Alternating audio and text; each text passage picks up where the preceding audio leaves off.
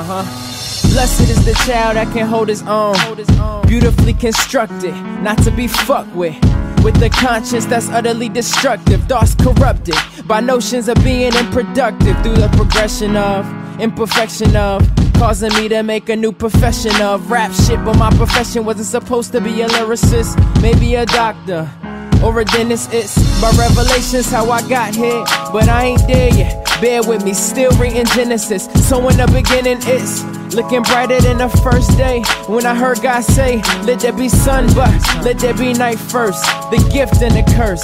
So let there be heaven and all that it's worth. So let there be hell, even if it's here on earth. Let there be hell, even if it's here on earth. Let there be hell, even if it's here on earth. Even if it's here on earth. Let there be hell, even if it's here on earth. Even if it's here on earth. Let there be hell, even if it's here on earth. Even blessed is the child that can hold his own, elegantly built up from the belt up, water rising from the kilt up. That means it's knee high, but I don't panic till it's me high. That means the day this water's 6 feet, it's still a good day, cause I could have been 6 deep. So my 2 feet, 2 arms and 1 head swim till my head's back above it. Head back, I love it. Chilling on the boat as I backstroke, live it up. Set aside childish ways and had to give them up. In my deepest trials felt like friends I given up. Now I see them when my cup overfloweth and fill it up. You wasn't there when I felt like giving up. Now you here with your cup out asking me to fill it up. Nigga, what? Locke, is you real or what? I know I'm real, I'm just worried if I'm real enough. Let there be hell. Let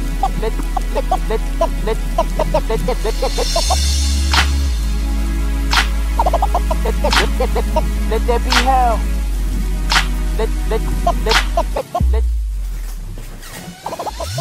Let there be hell, even if it's here on earth. You ready for this? Peace, power, and love, and welcome to Xcavate with D and Michael X. We are pleased that you've decided to join us for another episode. We opened up this week with Locke Kaushal with Let There Be Hell. How do you feel about the video? Didn't follow it. Didn't understand what was going on. Come on, man. The dirty flag. It was poetic. It was beautiful. The visuals were strong. You didn't like anything about the video. What was he saying? Oh, he was talking about how he's, coming to age as a young black man in America, and he's realizing how There's everything. A lot of biblical references too. You don't like them. Yeah, maybe I have a Pavlovian response. Like I reject if I hear something biblical. I tend to reject. Yeah. Trying to indoctrinate. Is that the problem? No, it's just it was a mismatch. I think he was focused more on the aesthetic than really getting his message. I don't know if you. Not that it was bad. Sounded good. Looked great, but I didn't really understand what the message I was being told. Okay. Well, we got a great show today. We've decided to tackle the question that was presented to us. What was the question that we got? About the conscious community. You are joining this conscious cultural community new to the club, and I am making a cut, an exit, an abandonment of the cultural and conscious community. So I think it's going to make for some very interesting dialogue. We'll jump into it, but first the news. Topics to choose from this week. The first that has come to my mind was the new weed laws that have passed and are actually enacted this week in Chicago. And what it essentially does is they say that it's the decriminalization of marijuana, but it's actually balancing the budget yet again on the backs of the people. Young men who are caught with low-level amounts of marijuana. Initially, under Toni Preckwinkle's preferential law that she put on the books, they weren't going to be charged more than $100 tickets for possession of the low-level amounts of marijuana. But now they're going to be charged between $250 to $500, and in some extreme cases, $750 for each and every incident of possession. And this is use possession. So we have to watch out for these attempts of government to come in and balance the budget on our backs, be it parking, be it marijuana, be it the beach and the access to it. It's all an opportunity for the government to come in and extract money from the poor so that the rich can stay rich. And another thing that I focused on this week that really struck a nerve was that the government was asked to extend the 3.4% stay on student loan interest rates. Now, the 3.4% is actually up from the 2.6% 2 years ago. And they extended the 3.4% kind of stabilization rate for only 1 year. Now, the government is in a perfect position to say there could be no interest rates whatsoever, or loans can be forgiven. None of it would bankrupt the nation. But what they've done is kick the ball down the road and say, until next year, we'll go ahead and begrudgingly give you the 3.4%, which doesn't even impact those who have graduated 20 or so more years ago. So essentially what this is doing is forcing yet again working people, families, low-income households to subsidize larger corporations, larger government actions by continuing to extract astronomical interest rates from us. And 3.4%, when you consider the amount of student debt load that's currently being held, is an astronomical figure. So that's something to be careful of, especially if you're carrying loans. Watch the laws, participate, make sure that you're active. And then I want to talk a little bit about Zimmerman, who's been in the news quite a bit. Sometimes for the wrong reasons. It's not necessarily a story to watch for justice. We all know how the justice aspect is going to play out. But looking at the legal system and the ways in which it actually picks apart its small liberties, Zimmerman is now asking the court to offer him a mistrial because he's saying that the judge is biased. Now, this is the same man who stalked a young black man for no other reason than he's a young black man. And this appeal is actually getting play in the courts. And so just looking at the types of actions that are winning favor and even being heard in the court systems will let you know that this is not necessarily where our justice is going to play out. And then finally this week, it's a little bit different, but I wanted to offer a few suggestions for titles, books that we can read to grow our libraries, enhance our intellectual ammunition, if you will. I had a young man come to me and say, I'm really interested in some of the things that I hear you saying. I'm really interested in your take on a lot of different stories. What books can I read in order to make myself more aware? And I gave him the following list that I'd like to share with you, along with what I'm currently reading. I informed him about Chancellor Williams, The Destruction of Black Civilization. It's an outstanding book. I informed him about Dr. Bobby E. Wright of Chicago University, circa 1980, the Menticide paper. I, of course, recommended Amos Wilson's Blueprint for Black Power, and my current book that I'm reading right now, which is Steve Biko, I Write What I Like. So by next week, or maybe if I don't have that kind of time, the week after next, I can share with you my take on Steve Biko's I Write What I Like, let you know what I've learned and how I can apply that to analysis of the news. Thank you for listening. Next up is a video. We got Rich Kid back in the day. Next up is Rich Kid back in the day.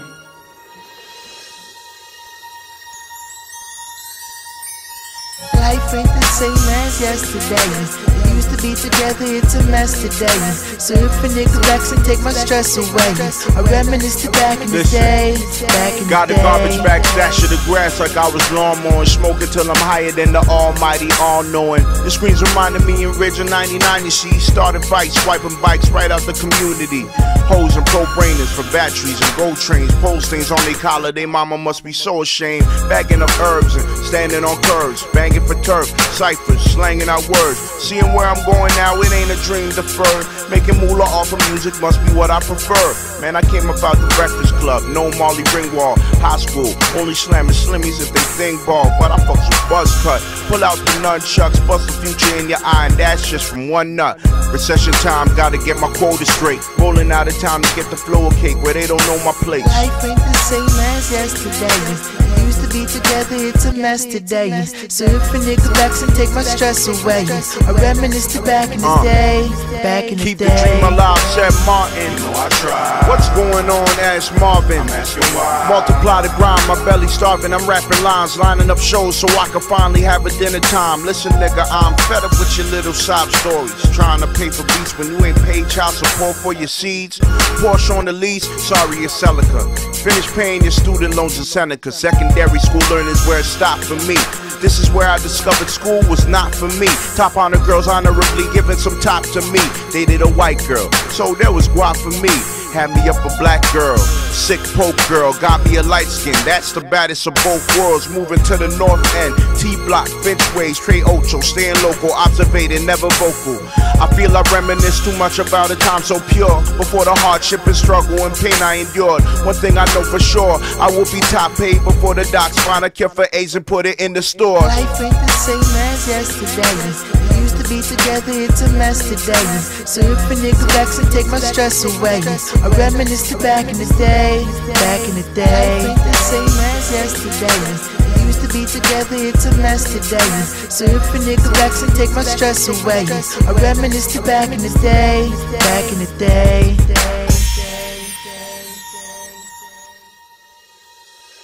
That was Rich Kid with Back in the Day, a piece that I found very interesting because it kind of conjure up memories of growing up in the hood. I like songs like that. Yeah, you know, that video was dope. Mm-hmm. But you know what really struck me is the one camera, the one scene where they walk through the scene. I just love that camera. You ever see Children of Men? Yes, a bit. I don't know the name of that particular technique where it's like one camera following you all through one single shot, but I think Children of Men, I don't know how this is relevant to that video, but that just took me back to it. It is. I think it's relevant. Wonderful. I think shot. It's relevant to the video. I think it's also relevant to the style of shooting that we're using on our show. That same continuous shot. Even though we're not moving, it's not an action scene. So maybe it doesn't conjure up the same energy. I think YouTube is laughing at us right now. Are they? All right. Okay. So we got this question of entering the conscious community versus exiting the conscious community. I'm currently new to all of this, and I'm trying to warn you, but you seem to be hitting all those pitfalls. What is it about the community? Let me tell you something. When I way back in probably, I don't want to say early 90s, 91, right. Yeah, 90, I came across a book called The Afrocentric Idea by Molefi Ashanti, and I read this book, and I had no concept of Africa. You know, I knew about roots, I knew about African booty scratchers, and I knew it was a place with starving people and that I'm blessed to be no part of. Right. But the concepts of Afrocentricity growing up in Kansas, it was just totally lost to me.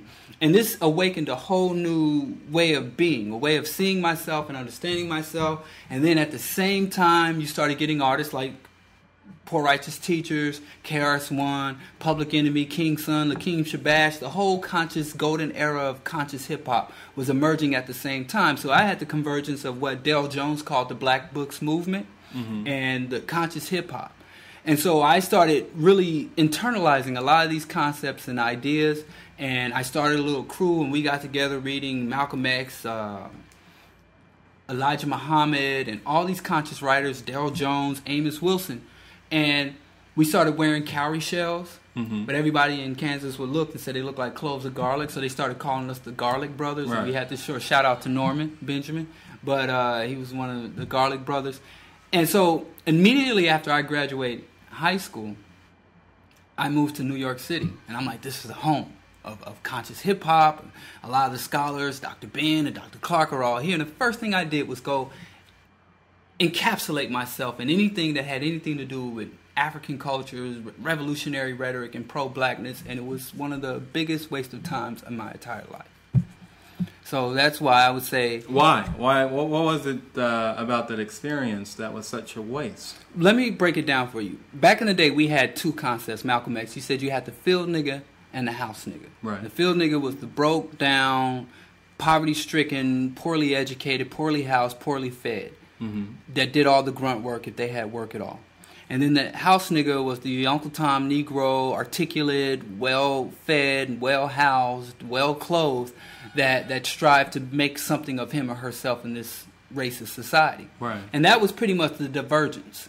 But then we have this new alternative way of being, which is the consciousness, which is, hey, we're not going to pick either of these choices. We're going to make our own choice. And we're going to embrace, look, Sankofa, look back to move forward. We're going to make our own way. Right. And we're going to be Africans. Right. We're going to return to our roots and have strong foundation to build for the future. You say this as if that's some problem.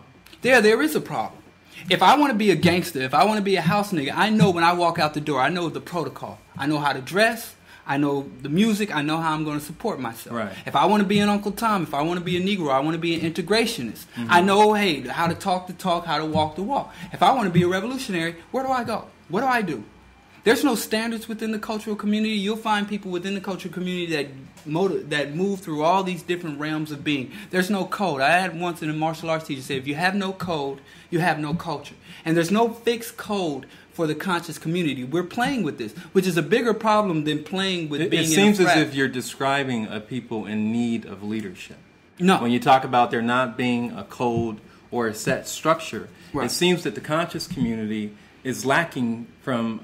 in the Nah, the deficiency conscious of community leadership. got too many damn leaders. I think not. Yeah, because Well, why aren't they setting structure and code and parameters? because every leader is trying to extract what they want. aren't- It's all those- cult of those personality. aren't leaders. Okay. Those aren't leaders. All right. What's your definition of a leader? To me, my definition of a leader is an individual who embodies the principles, visions, and goals of people. It's a physical embodiment. It's a placeholder that can be replaced. Bury the man, follow the plan. Who are the people who set the codes and the structure that you described? How would you classify that? I think that's a collective endeavor. You have the artists, you have the engineers, you have the technophiles. So you have a collection of people that come together and based on the culture, the values, and the outlook that construct the people's way of being. They lay the foundation for the culture, they set up the protocol. There's no individual that's ever done that for any group of people. I don't think inherent in the term leadership is individual. I don't think you have to be an individual in order to be a leader. But the thing is, we have leaders, but we don't have a collective vision. Therefore, if you look at the system of capitalism, who's the leader of capitalism? You look at America, who's the leader of America and American imperialism? You can have Barack Obama leading the imperial flagship, you can have George Bush, or you could have Romney in the next several months. But the ship is going to keep moving forward. Right. Every time we have some charismatic leader from Garvey to Malcolm, and they set up something, when they go, the whole movement is derailed until we take another generation or two to rebuild from zero. Because we keep having these charismatic leaders and these cult of personalities, Right. and we fail to really create a fixed and universal vision. It's just that when I think of the term leadership, I don't think initially of the idea of a charismatic leader. I think of the guy That's who's good sitting for back you, but you're not behind talking to the scenes, masses of African people. Developing strategy to mold the minds of people, not the guy standing out in front. Well, let me tell you this. Back to the issue of consciousness. With the conscious community, there being that you have, to me, it's very dangerous to play with this concept of consciousness, of culture, and revolution, because this is basically the only mechanism and the only potential we have to remain as a cohesive people. Right. This is our only defense against genocide. So when we play around with this concept of consciousness and being pro-black, pan-African, when we play around with these concepts, we're doing suicidal behavior. We're committing cultural and even genetic suicide. I think that's the point that needs to be made clear. But I think we have so many people running around in the, quote, conscious community that are able to play with this thing. Right. And the problem is that we don't have leaders who are able to stand up and inform our community that this must change, this must stop. But the thing is, I think you put too much weight. You can have the greatest leader in the world, but if their followers are nothing, then they're nothing. You could have the greatest people in the world, but if they rally themselves behind a nowhere-ass leader, then they're nothing too. There's no hierarchy. There's no great leader versus a weak, disorganized people. There's no strong, unified people with a weak leader. I agree that we need right, both. and it has to be developed simultaneously, and there is no hierarchy. If we develop a system, like the United States has this concept back in the day called manifest destiny. So there was something that all the people rallied around and got behind. You look at the communist revolution, you had 20 people that were able to take a concept and an ideology to lead a nation of billions. But these people weren't because they were individually charismatic. It was because there was this vision. They were able to tap into the long-standing. But you keep going back to charisma as if charisma is the most important qualification of being a leader. And you need I several don't see it components that to way. create I a don't body. see it that way. You need a head, and you need a body. Right. You need limbs. You need a digestive system. You need a central nervous system. You need a defense and your mechanism. position is that the conscious community is not a healthy enough body to build upon. The conscious community. Because my is thinking is that the basically- conscious community is missing a head. The conscious community The is conscious missing community a vision. has the conscious several community heads. is missing. Where are they? Name them. Do I got to name them? Genuine leaders. See, and then, so, listen, you can disagree with the leader's tactics, you can disagree with the leader's point of view, but then you're going to say, well, if I don't agree with what they're doing, then they're not leaders. You know, so... I mean, essentially, that's your position. If we went to the streets That's and your said, position, if we isn't went it? to the street right now and say, who are the black leaders, every person in the black community would have an answer for you. Right? And now you could argue and say, oh, that's not a real leader for this reason and that reason, but you couldn't find one black person in the black community say that wouldn't be able to identify a black leader. All right. Do I got to name them? Yeah. Come on. And our problem is not that we lack leaders. So because Our problem is not that we lack... because the masses of black folk are able to identify leaders, your position is that there isn't a vacuum. Because the masses have been persuaded to believe that we have leadership. Your position is the leadership question is answered. And I don't. This is my position. I can't jive with that. This is my position. When we start organizing and cultivating ourselves and really moving in the direction we should, leaders, the individual leader, whatever their name or position may be, will be less relevant than our overall vision and our overall task that we've set before ourselves. I agree. Our struggle is that sounds like multi-generational. stage 2, though.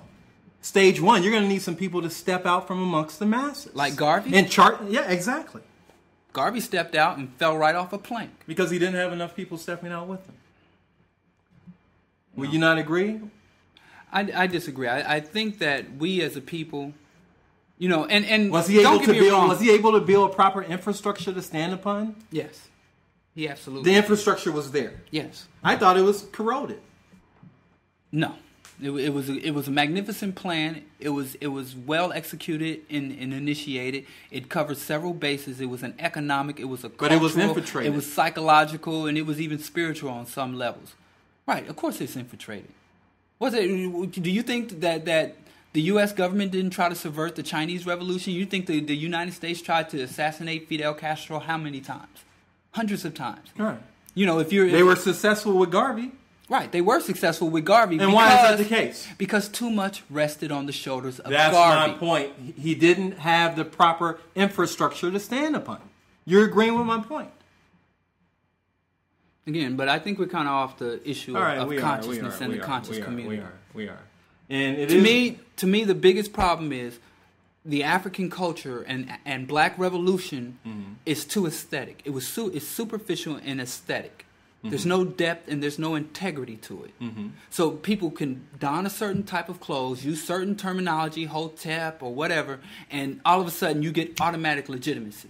Where if you're in other black circles, fraternity, you can't just say, okay, I'm going to brand my shoulder and wear this shirt, these Greek letters, and I'm down. There's a protocol you have to follow. Yeah. If you want to hit the streets and you want to be the biggest thug in the street, they even have, it's not as structured, they have a protocol. Yeah. And they have a concept. If you're going to go out here and rep a set that you're not really down with, that you're not really affiliated with, there's consequences. Yeah. If you go out here and pretend to be some Negro and say, I'm an engineer, I'm a doctor, I'm a black success story, and you don't have the proper credentials, there's consequences. Yeah. But you can step up and say, hey, I'm the new black messiah. What are the consequences? Who's going to call you on? Who has the power to hold you accountable for playing games and exploiting the most important movement of our times? Yeah. And that's what, if we took this as serious as we took our jobs. I think that's a good point for us to go ahead and put a pin in this. We'll get back to it on another show. Why don't you lead us into our next video?